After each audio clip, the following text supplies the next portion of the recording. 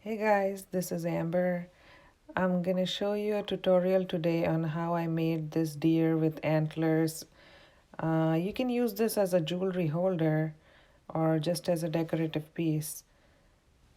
I used black acrylic paint because I didn't have black mica or black other coloring. So let's see how it works. After pouring, I had to pinch the ears and the tail area just to make sure that I'm getting rid of all the bubbles and the resin is entering all the cavities.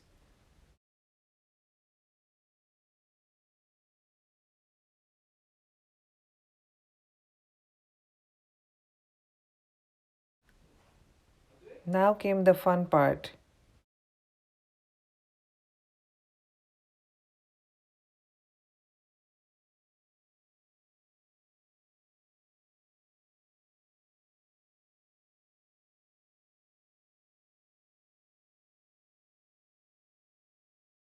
Pouring inside the antlers was the most difficult part of this project because they were so precise and so delicate.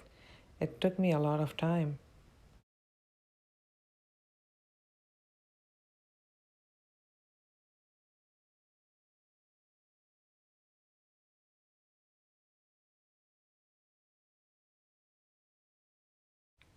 I was literally holding my breath while I was doing this, didn't realize it. I was holding it for so long.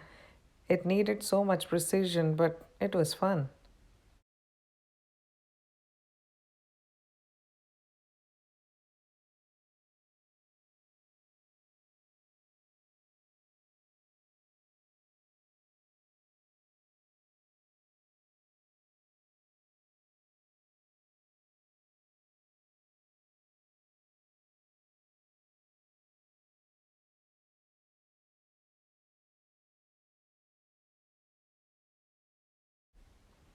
I love unmolding, but this one was really tough. It took me so much time to try and get him out, and he didn't come out at all. I had to use soap and water solution to pop him out.